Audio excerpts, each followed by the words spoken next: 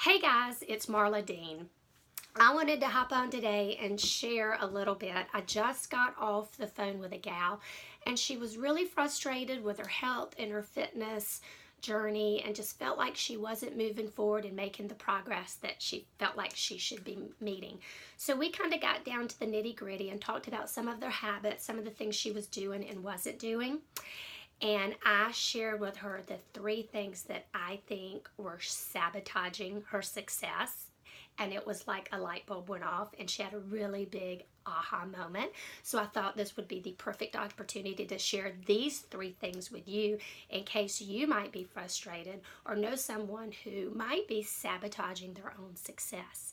So the first of my 3 tips was to stop relying on the scale. I'm just telling you, I hate the scale. I just do. It is a terrible, terrible marker for your health and your fitness and your well-being. So I don't know what your goals might be. Maybe you want to be fitter. Maybe you want to be stronger. Maybe you want to have more energy. Maybe you do want to drop a few pounds. So if you are trying to drop a few pounds, I'm assuming you're trying to lose fat, not just weight. All the scale is going to measure is your weight, which is the entire body composition, your muscles, your fluids, your bones, it's everything. So sure, you can go on a very low calorie restricted diet and lose weight, but that may also include losing muscle. And that's what you don't want to do. So I say get off the scale for that reason. But for the second reason, I am just telling you, if you are like me and you get on the scale and you don't like that number, it can completely ruin your day. The scale steals my joy. And I'm just telling you, these days, I do everything that I can to avoid anything that steals my joy. So used to, if I would get on that scale every single day and I didn't like the number, it would ruin me for the rest of the day. I'd be in a bad mood.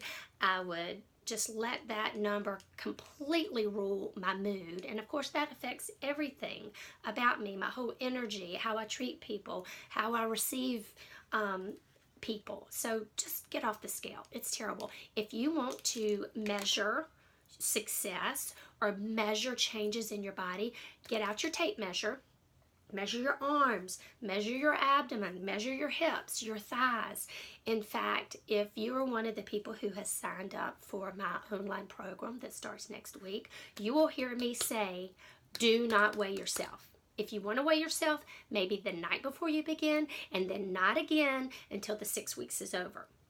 I will say, take those measurements and then measure again at the end of 6 weeks, because that can show you body changes. The scale just steals your joy. So number 1 tip, get off the scale. All right, number 2, stop counting calories.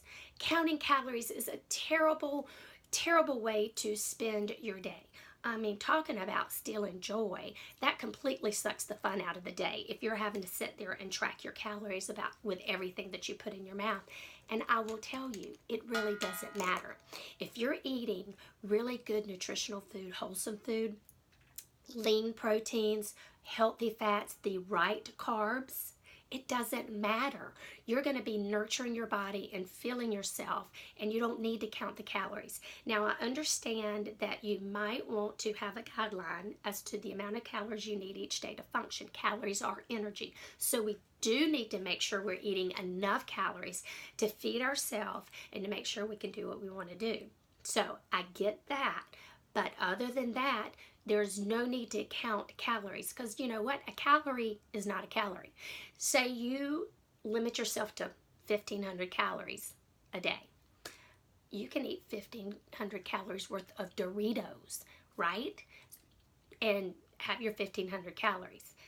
That's not doing anything to further your success, is it? The bag full of Doritos is not feeding your muscles. It's not going to give you the healthy fats you need to keep you full, to feed your brain, to do all those things. So please stop counting the calories.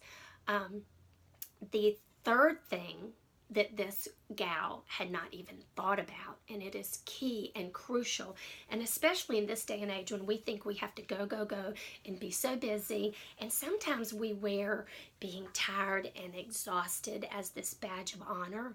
I'm just telling you, it's not. That's just crazy. The most important thing you can do to not sabotage your success is make sure you're getting appropriate rest and really good quality sleep. I am just telling you, this is a game changer. About last December, I was tired all the time. I was exhausted. I think I was overtraining. I was not getting the good rest I needed, and it showed. I felt terrible. I didn't have energy. I was overtraining. I couldn't lose any weight. I felt like bloated and all, and it was all because I was not sleeping. Now, if you're like me and it's hard for you to get that good quality sleep, you need to figure out what you need to do, girlfriend. 10 o'clock rolls around here, and I know I try to hit the bed. And I'll be honest with you, some nights I have to kick my cute little sweet dog out of the bed, because if she's up 3 and 4 times, that ruins me for the next day. If I have to get up and go sleep in our guest room because somebody in the room, the husband, is snoring and keeping me up, I do what I have to do to get that rest, and don't feel bad about it. You want to be able to get up the next day and be able to function, because guess what happens when you're tired? Your body is going to tell you. Your body is going to start craving carbs. It's going to tell you that you need that sugar because you're tired. So the next thing you know, you're in the break room scarfing down a donut. And that's good for a little while, and then your blood sugar has spiked to give you that energy, and that's going to crash. And then your brain says, okay, well, I need you to go to the vending machine and get me that Snickers, because that'll get me through to 4 o'clock.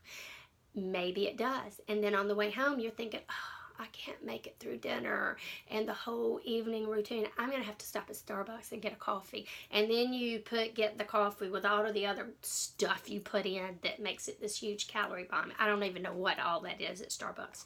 But you see where I'm going with this. When you're tired, you make really bad decisions because your body just can't function the way it needs to function. And if you're overtraining, you're exercising too much, not letting your muscles have that good recovery, and you're not letting yourself get rest, you're putting so much stress on your body. Your hormones can get out of balance.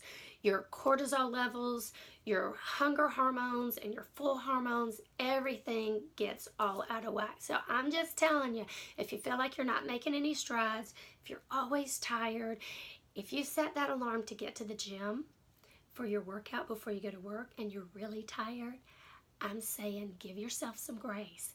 Take that extra hour of sleep. That is more important for you. That way, maybe you will feel like doing an afternoon walk, doing an afternoon workout, or get back in your sleep pattern so the next day you can get back on your routine. All right, so these are my 3 tips that you may be doing, maybe one, maybe all of them. We're all guilty. We've all been there. That may be sabotaging your success. You're getting on that scale every day and letting it steal your joy. Don't do that. You are counting calories and just being a slave to that calorie counter. Stop doing that. Those calories don't matter. Just eat good, appropriate foods. And then the last thing is you're not getting enough rest. Please, sleep is crucial. Get good quality sleep, and you will be surprised how much energy you have for your workouts, how much energy you have to make the right food choices. So that's it for today. You know, you can find me at Marla-Deenfit.com.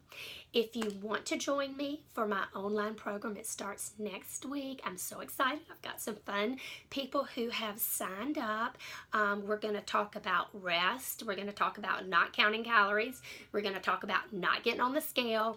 We're talking about this not being a diet. You know, I want people to learn to eat intuitively, and then you can just know what to do wherever you are, whenever you are. So that's it for today. I hope you found something that gave you a little nugget to take home and try to add to your own lifestyle. So see you next time.